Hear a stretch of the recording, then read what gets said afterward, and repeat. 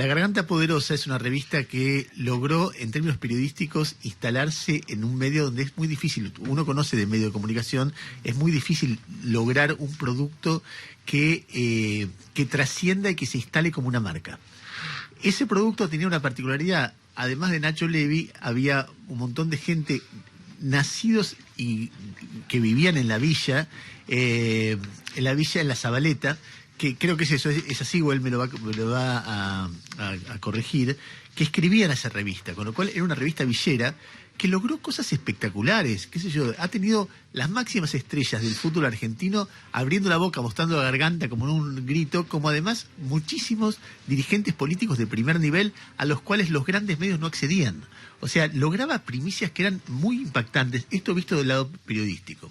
Cuando uno se ponía a ver la historia de la revista, era una revista que estaba enmarcada en un movimiento social, es decir, militantes o una organización que intentaba responder, organizar a personas que vivían en barrios populares, en villas miserias, para defender sus derechos. Básicamente eso es un movimiento social. Nacho Levi tuvo varias veces mucha repercusión con cosas que dijo, con cosas que contó, porque además es un gran narrador de las cosas que él ve en los barrios, y es uno de las personas, y además una persona cercana. En algún momento tuvo una amistad muy cercana con Marcelo Sloto, que se acercó a La Poderosa y nada, a colaborar, a aportar algo, y decía, y armó un movimiento social, y varias veces tuvo repercusión, nunca tanto como esta semana. ¿Por qué? Porque esta semana fue cuando el presidente de la Nación, respondiéndole a la vicepresidenta sobre el valor que tienen los movimientos sociales, lo nombró y en lugar de decir la Garganta Poderosa, dijo Garganta Profunda. Después aclaró, no sé si tenés el audio ahí, a ver, escuchen el momento en el cual Alberto Fernández se refería a La Poderosa. Dale. Ahí veo al compañero de Garganta Profunda. Como él, miles. Poderosa. No, profunda no, poderosa. Poderosa. Poderosa, poderosa, poderosa, poderosa, poderosa. Pero profunda también, porque la verdad es que nos enseñaban en esas revistas muchas cosas que eran ocultas por otros medios. Ignacio Nacho Levi está en línea con nosotros. Nacho, es un gusto saludarte, ¿cómo te va?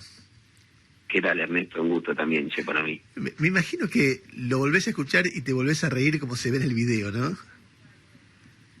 Sí, qué sé yo, el furcio da risa, las consecuencias y un poco lo que decías vos en la presentación, es un poco triste, ¿no? Pensar que alcance este nivel de revuelo y notoriedad, un paso en falso en un discurso en la oratoria, cuando estamos intentando permanentemente poner en agenda un montón de problemáticas de fondo que parecen sectoriales o que tienen que ver con la realidad de los barrios populares, pero que a final de cuentas terminan afectando de una forma u otra el conjunto de la sociedad. Y no deja de ser gracioso, pero también no deja de ser... No, a ver, ahora hablamos de eso, pero lo que te quería decir es, a mí me dio gracia lo que dijo, lo que pasó, y además creo que debe ser una equivocación, sobre todo en gente grande, bastante habitual, que te sale eso, porque Garganta está muy asociado en mi generación a profunda y no a poderosa.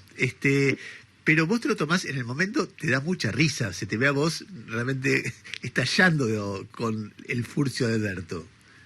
La verdad que estaba sentado, primero aclarar en el marco del lanzamiento del foro de UNESCO, porque hay tanto opinador desde adentro de un estudio que ve la síntesis del furcio y después me ponchan a mí ahí sentado y automáticamente se deduce que es un acto político partidario, la respuesta de Alberto para Cristina. Nosotros somos parte del Consejo del Foro de Derechos Humanos Mundial, que la UNESCO va a hacer el año que viene en Buenos Aires. Estamos ahí para debatir que el narcotráfico sea parte de las problemáticas que se van a abordar. En ese contexto, él comete ese furcio, y me sonrío, ¿qué iba a hacer? Me iba a levantar y me iba a ir, me iba a parar y me iba a decir qué barbaridad. Y por otro lado, la verdad que no me muero de ganas de hablar del furcio, pero lo que se me viene cada vez que lo veo es qué mambo tenemos todavía como sociedad con la sexualidad, ¿no es cierto? Porque imagínate que el tipo hubiera dicho revista Correntada en vez de revista Sudestada, hubiera dicho revista Madrid en vez de revista Barcelona. hubiera pasado de largo, nadie se hubiera detenido. Ahora el tipo dijo garganta profunda y a los 2 minutos cada uno dijo, oh, el presidente dijo garganta profunda. Es como si fuéramos una gran mesa de colegio primario riéndonos de algo que la verdad es que no sé si va para tanto. No puede ser, pero igual es gracioso, te digo que... Sí, claro, pero de ahí, ¿no? A ver, y decías que vos estabas ahí para discutir qué pasa con el narcotráfico en los barrios. Sí, la verdad que es un problema que nos viene comiendo el tiempo, la cabeza, las asambleas y la vida en muchísimos barrios populares. Por supuesto que no es un tema nuevo, por supuesto que no es un tema exclusivo de la Argentina. Toda nuestra región, de una forma u otra, está azotada, pero sinceramente lo que venimos viendo nosotros desde nuestros territorios, desde el mismo lugar que hablamos toda la vida, es una avanzada, una prepotencia del narcotráfico en el último año y medio y en particular en el tiempo de pandemia. Si nos preguntás quién fue el gran ganador de la pandemia, sin duda fue el narcotráfico que se comió barrios enteros, barrios donde no me atrevería a darte un porcentaje, pero créeme que es altísimo la cantidad de familias que terminaron afectadas de una forma u otra. Y acá el problema se pone profundo, porque cuando discutíamos violencia institucional, por ejemplo, y nos peleábamos con los medios afines a los gobiernos, si era un gobierno más kirchnerista, entonces Página 12 lo relativizaba, si era un gobierno más macrista, entonces Clarín y La Nación lo vestían de otra forma. El problema de fondo acá con el narcotráfico es que es la garganta también la que no puede contarlo, la que no sabe contarlo, porque yo puedo decir, bueno, me juego, me expongo, no me importa, pero después mi nombre está asociado a una organización y la organización está asociada a un montón de compañeras que están cocinando en los barrios populares, al lado de donde funciona una dinámica que de verdad fue absorbiendo a muchísimas familias que históricamente se habían resistido a entrar, porque si las familias de clase media que vos tenés a tu alrededor, por ahí se pueden ir de vacaciones y dejaron de irse, tal vez tenían un comercio y lo tuvieron que cerrar, tal vez tenían un auto y lo tuvieron que vender, imagínate las familias que ya comían adentro de un comedor. La envergadura del negocio, los números que maneja dentro de los barrios son realmente apabullantes. Y si vos lo contrastás con el otro modelo de vida que se está ofreciendo, el de un potenciar a 20.000 pesos con una canasta básica de 100.000, no hay que ser un egresado de Harvard para entender que muchísimas familias, con toda la dignidad del mundo y con todos los malabares posibles para poder mantenerse afuera, terminen atrapadas de una u otra forma. Te puedo traer la postal de un caso cercano que de alguna manera lo ilustra. Un pibe de barrio de 24 años que nunca en la vida se emborrachó, no es una metáfora, ni siquiera nunca en la vida se fumó un faso, nunca, bueno, ni hablar que no se le había ocurrido jamás entrar dentro de esa lógica.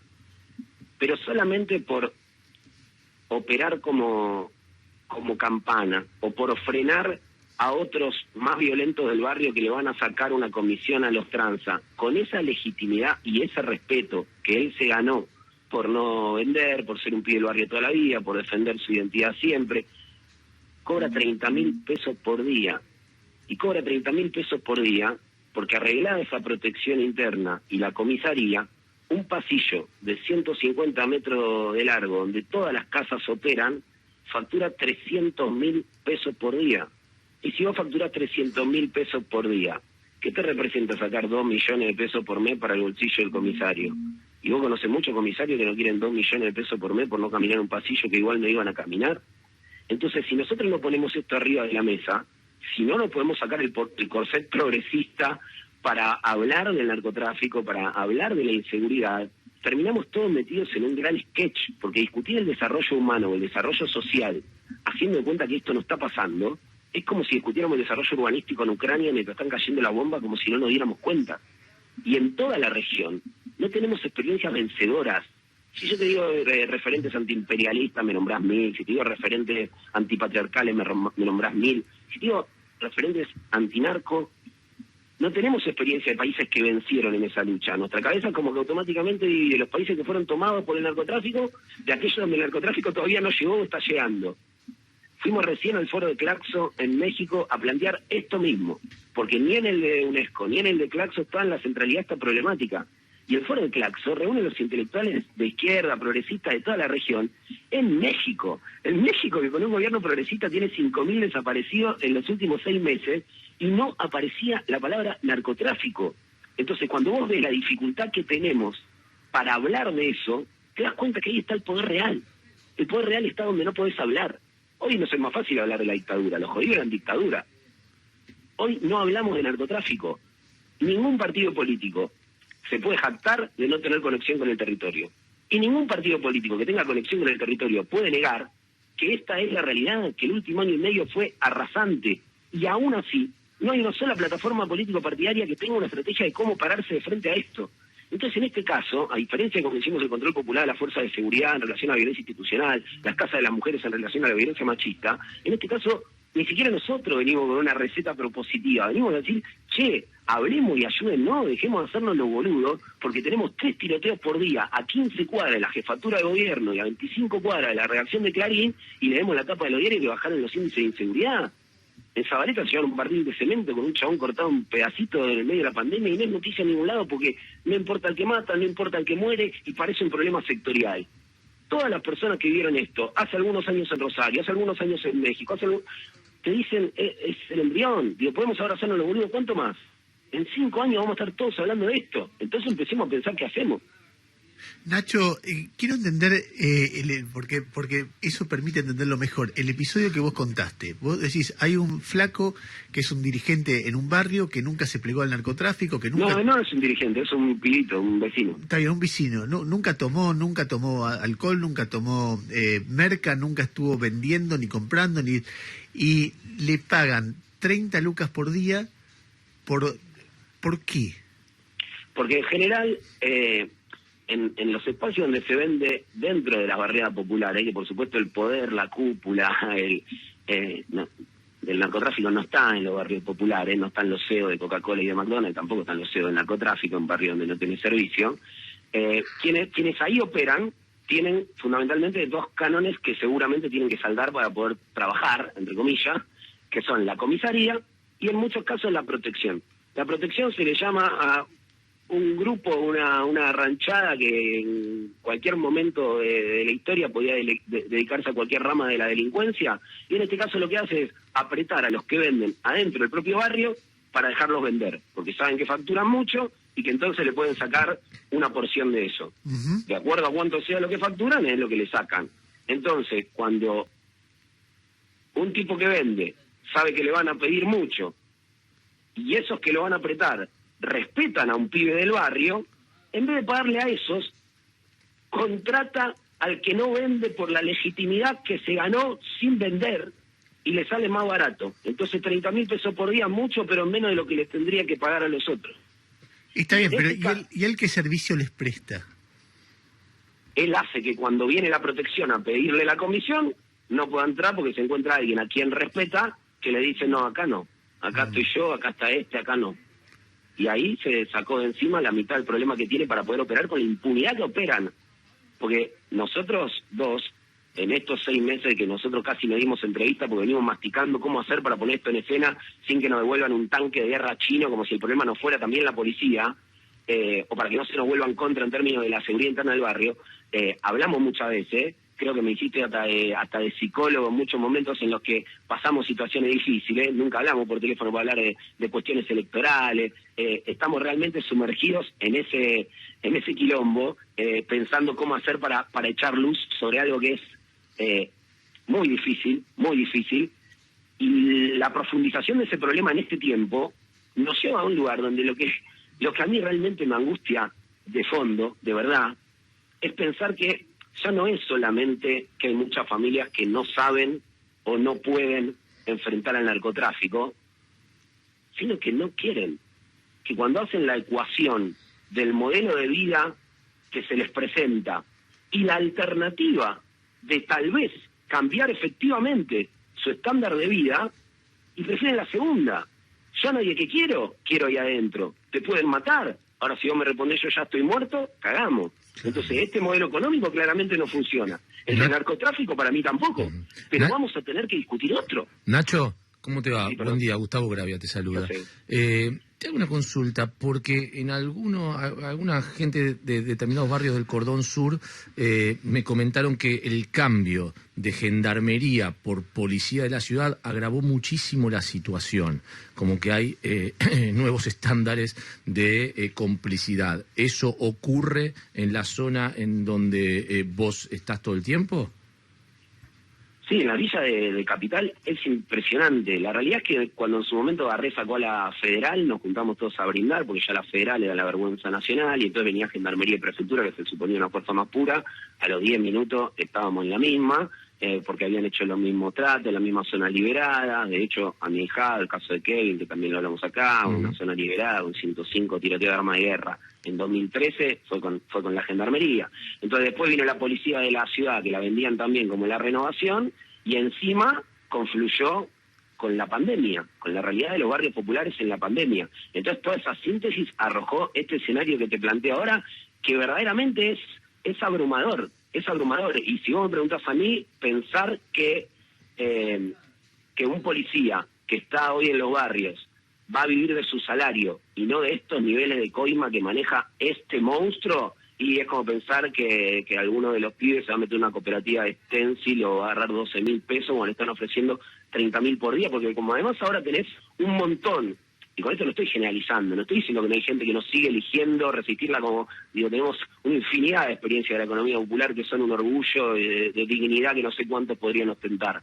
Ahora, la realidad es que esto avanzó sobre familias muchas que no había avanzado. Referencias históricas de los barrios, reconocidas por todo el arco de los partidos políticos, que hoy están exiliando a sus familias de los barrios, porque ya tienen muertos, porque están amenazadas. ¿Y por qué ahora tienen muertos y están amenazadas? Y porque el hijo más grande entró, porque el hijo más chico cayó, porque uno está... La verdad que negar ese escenario es un vago negocio para cualquier extracción partidaria, porque las consecuencias de esto van a desbordar. Y a medida que crece este círculo, a todos nos hacen menos responsables, más responsables y menos inocentes de alguna forma. Porque este caso del que hablamos recién, un chico que no consume ni vende, pero facilita el negocio. Bueno, él cree que no es parte del narcotráfico porque no vende.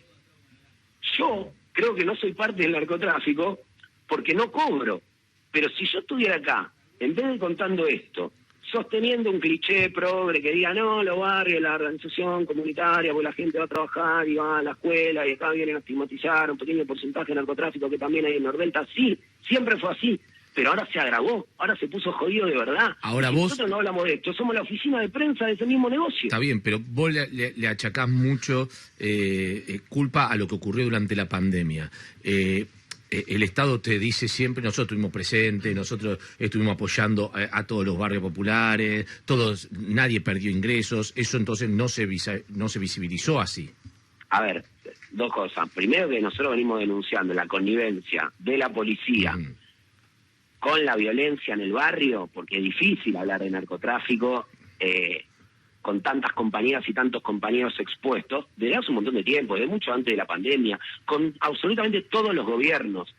Y en relación a las políticas del Estado en pandemia, hemos celebrado distintas determinaciones de respaldo a los más vulnerables, aún a un costo político, a un costo del déficit que entendíamos necesario, pero también hemos sido muy críticos de la falta de respuesta. Adriana Puigdemont renunció al Ministerio de Educación después de que nosotros expusimos la interna, porque en nuestro barrio no es que no llegaba internet, no llegaban ni los cuadernillos, y nosotros nos prestamos a dialogar con el Estado porque necesitábamos respuestas urgentes. Fuimos a Olivos, se subieron los videos que aparecíamos los zapatistas con todo el abanico de ministros adelante de nosotros, y después no se materializó prácticamente nada de lo que planteamos ahí, y también lo publicamos.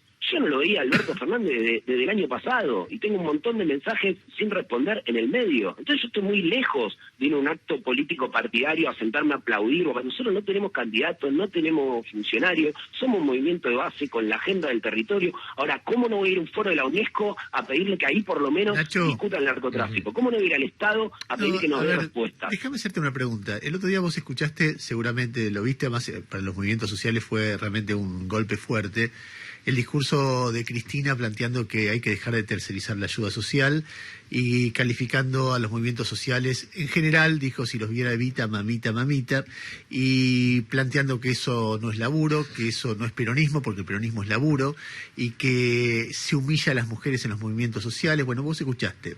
¿Qué sentiste, qué pensaste después de eso? Bueno, lo primero y lo más importante es que a nosotros nos preocupa y nos tiene absolutamente sumergidos esta problemática. Yo a Cristina no la conocía personalmente, han pasado años enteros, donde porque por ahí el Duro de Domar decía, salió la nueva Garganta Poderosa, nos decían, ustedes lo financia la Cámpora, lo financia. Yo no la conocía personalmente a Cristina. ¿Sabés cuándo la conocí? Hace un mes que me senté a contarle lo mismo que le estoy contando a ustedes, de la misma forma que ahora que lo vi a Alberto en ese acto que me vieron y le volví a pedir que nos juntemos para hablar de esto, y de la misma forma me junté con María Migliore del gobierno de la ciudad para hablar de esto. Esto es lo que nos absorbe a nosotros, lo que nos parece importante. La interna de la coalición de gobierno o cómo se empieza a perfilar la disputa electoral, la entendemos. Nosotros no somos un movimiento político partidario, pero tampoco somos estúpidos, vivimos la misma realidad que ustedes, leemos los diarios. La verdad es que si Alberto no hubiera cometido el furcio, esto tampoco hubiera sido tapa porque la Poderosa expuso la realidad del narcotráfico en los barrios. Hubiera sido tapa porque hubieran dicho, Alberto le contestó a Cristina sobre los movimientos sociales. Entonces, me parece que hay un debate ideológico sincero, conceptual. Lo escuché a Juan Grabois el otro día, me parece que es muy claro como pintando ese escenario, donde de alguna manera está claro que el movimiento Evita está más cerca de Alberto, y es el espacio de los movimientos sociales que desde adentro del gobierno hoy puede manejar con mayor arbitrariedad la forma en que se administran esos recursos. A la luz de todo el mundo, tiene una confrontación abierta con el espacio de Cristina, que sale a hablarle, pero hasta explícitamente lo hizo al movimiento Evita, y cae en la generalización de los movimientos sociales que Alberto Fernández quiere rebatir cuando dice, yo no generalizo. Pero más allá de eso... No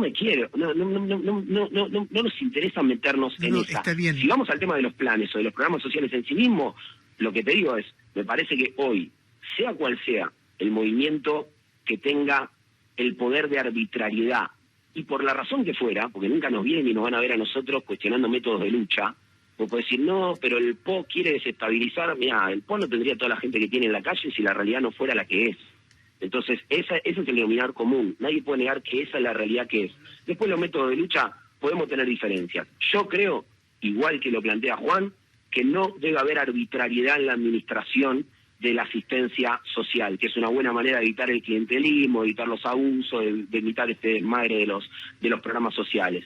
Lo que se plantea ahora como plan B es de alguna manera cambiar las manos del mismo modelo, que es decir, bueno, saquémoselo a Evita o a los movimientos sociales, que a mí tampoco me gusta esa generalización, y vamos a dárselo a los intendentes del conurbano. Y me parece un problema que se parece mucho a este problema. Si me decís cuál es la alternativa superadora, creo que sin duda el salario universal, que es una garantía de derechos, que no es discrecional y que podría establecer un piso para esos millones, creo que son 7,5 millones de personas, que los podrían medir de acuerdo al último refuerzo que dio el Estado. De hecho, Juan presentó un proyecto muy detallado de cuál sería la forma de implementarlo, pero a grandes rasgos nosotros estamos de acuerdo con esa línea, con esa tercera Nacho, opción. déjame preguntártelo de otra manera. Hay dos miradas que en este debate se plantean respecto de qué son los movimientos sociales. Una mirada que es manejan de manera clientelista plata que debería manejar el Estado, que es la mirada básicamente que se desprende de lo que dijo Cristina, y otra mirada que es la que dijo Alberto, que son organizaciones que fueron centrales en la época de la pandemia, que llegan donde no llega el Estado, y muchas militantes han muerto en la pandemia por ayudar en los movimientos sociales. Y son dos miradas extremas. ¿Cuál es la que a vos, más allá de la discusión de quién maneja la guita, te representa más?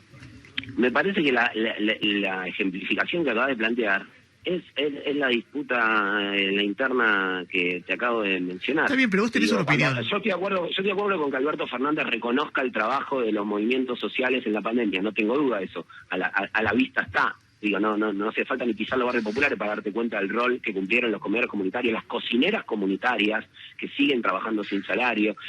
No hay duda de eso. Ahora, si vos me decís, ¿por qué Alberto Fernández dice eso? Y porque la base territorial de Alberto Fernández básicamente es el movimiento Evita. Entonces cuando decís, no, saquémoslo a los movimientos sociales y vamos a dársela al Estado. Ok, se la vamos a dar a los intendentes y yo no creo que sea mucho mejor. Entonces mi posición es el salario universal.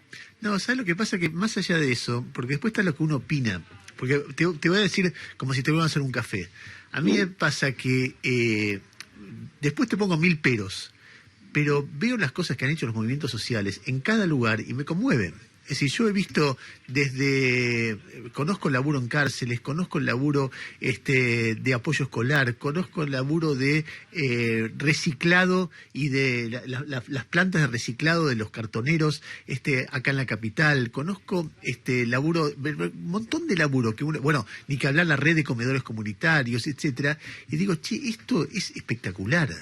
Y bueno, te tomo todo lo que decís, que es así, pero no sería excluyente de poder acompañar de manera focalizada, por ejemplo, sosteniendo el potenciar los proyectos productivos de la economía popular que efectivamente funcionan, fiscalizándolos, acompañándolos, además de que exista un piso de garantías. No te estoy discutiendo el salario universal. Lo que estoy diciendo es que si en lugar de Cristina, la persona que hubiera dicho eso habría sido Patricia Bullrich, la respuesta hubiera sido masiva, contundente y sin encontrar matices. Es decir, esto es una gorilada, esto es facho, no puede se Mira, te voy a dar un número que te explica por qué eso no es así.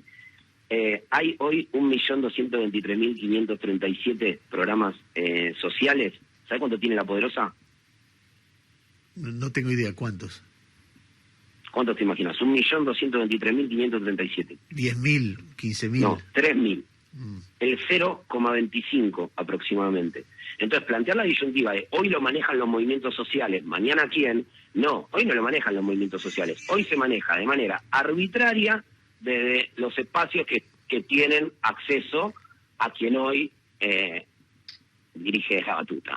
Entonces hay que romper esa arbitrariedad. Yo no es que nos salimos a defender la preponderancia de los movimientos sociales sobre los caudillos históricos de territorio manejado de manera clientelar, porque somos unos naifos porque lo dijo Cristina. No, hoy eso no está repartido entre los movimientos sociales. Yo estuve mano a mano sentado con Emilio diciéndome, nosotros sabemos que tenemos una deuda con ustedes, con la UTT, con las organizaciones de izquierda madura. Entonces, no es que eso está saldado entre los movimientos, no está defendiendo lo propio. Ahí está defendiendo la base de lo que es el albertismo en la interna y del otro lado la base de lo que es la otra parte de la interna. Entonces podemos hablar ahora de la interna, pero a mí no me interesa. Si entendés cuál es la salida de eso, el salario universal, que es la mejor manera que vos puedas acompañar movimientos sociales que tienen cualquiera de los proyectos efectivos que vos mencionabas recién, de una manera mucho más clara, mucho más direccionada.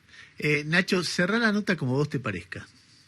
No, agradeciéndoles que den espacio para poder hablar de esto y pidiéndole a la clase política que nos hagamos eco, a los sectores más de derecha, más conservadores, al fascismo no le hablamos porque no tiene sentido, pero sí a quienes son conservadores de una perspectiva sensata, que entendamos que esto no se resuelve dándole más poder a la policía, que no use nuestro discurso para aumentar la lógica punitivista, y a todos los compañeros y compañeras de todo el arco popular, que por favor recojamos el guante y nos empecemos a hacer cargo, porque si nosotros no hablamos de narcotráfico y los únicos que van a hablar de narcotráfico van a ser Patricia Bullrich y Milei, y bueno, en 10 minutos sobre esa verdad evidente nos cuelan otras 99 barrabasadas que nos parecen inadmisibles. Y lo mismo pasa con las políticas públicas. Yo creo que cuando vos, porque un gobierno es menos malo o más cercano a lo que vos pensás, pregonás el silencio y no digamos porque le haces el juego a la derecha, entonces vos también te callás una verdad evidente. La falta de respuesta para los sectores populares es evidente. Si nosotros no lo decimos, viene cualquiera después, dice eso que es obvio y puede decir un montón de otras mentiras que parecen verdades. Entonces, cerraría así. El único juego a la derecha es gobernar como quiere la derecha, por si viene la derecha. Nacho, te mando un abrazo y muchas gracias por la generosidad de habernos atendido. Gracias a ustedes. Abrazo grande. Ignacio Nacho Levi, director de La Garganta Poderosa. no profunda, hablando aquí con nosotros, una nota que tiene que ver con el chiste o con el furcio de Alberto Fernández y de paso con contar cosas que ustedes escucharon, la contundencia que tiene. Decía en la presentación, es un gran cronista, además de un militante, y siempre escucharlo es muy potente, muy poderoso, y además uno aprende cuando te dice, mirá, visto del lado de los movimientos sociales, hay discrecionalidad, gana el que esté más cerca del poder, con lo cual no me hagas defender eso, pero tampoco que se lo den a los intendentes, hagamos el área universal en todo caso y veamos cómo se maneja a partir de ahí. En cualquier caso, Ignacio Levi, aquí en Radio Con Vos, hablando de Ni Ahora, ¿quién podrá ayudarnos?